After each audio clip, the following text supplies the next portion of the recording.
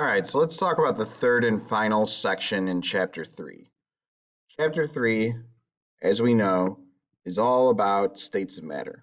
So in 3.1, we talked about solids, liquids, and gases. We talked about plasma, Bose-Einstein constants as other states of matter that are outside of those norms that we normally see.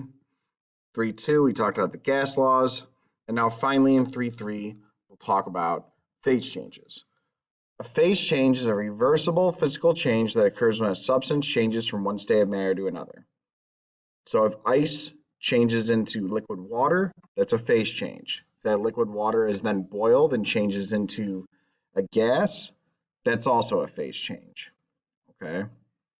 All that's important about this chapter is knowing what your 6 major phase changes are, as well as knowing whether it's endothermic or exothermic. Endothermic means that energy is absorbed in the phase change, so it's gaining energy or gaining heat. Exothermic means that energy is released or it's losing energy or losing heat. It's important to note that the temperature of a substance does not change during the phase change itself. Energy is either going to be absorbed or energy is either going to be released.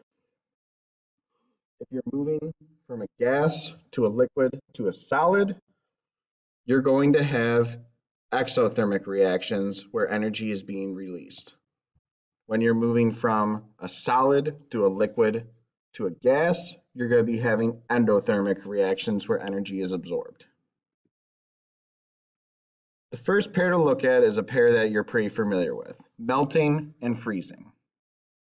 In melting, a solid changes to a liquid. The opposite of melting would be freezing, which we'll talk about in a second. So in melting, a solid changes to a liquid. When the solid changes to a liquid, if you think about 3.1 and you think about the particles of matter, they're becoming less orderly, right? They're becoming more spread and less orderly arranged. So what's happening is these particles are absorbing energy, thus the red arrow, okay, and going through an endothermic change as they change from a solid to a liquid state. The opposite would be freezing. Freezing would be a liquid to a solid. So this would be the opposite. Instead of absorbing energy here, the particles would be releasing energy, which is why it's blue, because it's exothermic. Energy or heat is being released. The particles are becoming more orderly and less chaotic. Your second pair is vaporization and condensation. If you ever heard the term vapor before, you're thinking of a liquid changing to a gas. Okay? The process of vaporization is liquids changing to gases. In this case, just like before when we were talking about melting, when a solid changes to a liquid, the liquid changes to a gas, the particles are absorbing even more energy. This is an endothermic change, since the particles are absorbing energy. Through going through this change of going to a liquid to a gas, they're becoming even more less orderly and more chaotic and free to move around. We know that gases bounce around all over the place. There's 2 different types of vaporization that can occur. There's evaporation, which takes place only at the surface of a liquid and also happens below the liquid's boiling point. So you could think of a puddle on the ground and how eventually it evaporates into the air over time. That's a type of vaporization. And there's also boiling, which occurs only at the boiling point, and instead of occurring only at the surface, occurs throughout the liquid. Besides vaporization, there's condensation. This is the opposite of vaporization. So instead of a liquid to a gas, this is gas to a liquid. So we have melting and freezing here before. Melting a solid to a liquid, freezing a liquid to a solid. We talked about vaporization, liquid to a gas. Now we're talking about condensation, gas to a liquid. This is represented by the color blue, just like freezing, because this is an exothermic reaction. A liquid is more orderly than a gas. So as it changes from a gas to a liquid, it's becoming more orderly. A good example of condensation is the morning dew that you see on the ground outside when you get up early in the morning. Where'd that liquid come from? It came from the gas in the atmosphere. The last pair would be sublimation and deposition. Sublimation is when you change from a solid directly to a gas, skipping the liquid state. In this case, a great deal of energy is absorbed in order for this to happen, so this is endothermic.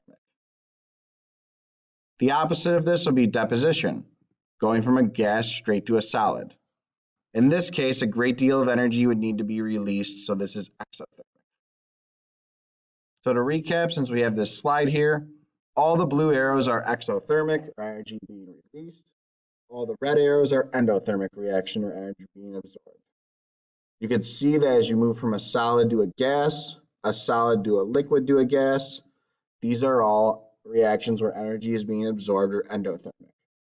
As you move more towards a solid, so a gas to a solid or a gas to a liquid to a solid, these reactions are more exothermic, where energy is released. Examples of all of these: melting would be like an ice cube changing into water on the countertop. Freezing would be like putting water in the freezer and having water turn into ice. Vaporization would be like evaporation of a puddle on the sidewalk during a hot day after it rains. Condensation, that would be like the morning dew that appears on your grass from the atmosphere early in the morning. Sublimation would be like dry ice, so like we see in horror movies or scary movies when they have haunted houses, how that dry ice turns directly into a gas. And deposition would be like the frost you see on your window during a really cold day. That frost is a solid and it came directly from the gas in the atmosphere. These 6 in total are the 6 major phase changes between solids, liquids, and gases that you should know, and you should know whether they're exothermic or endothermic.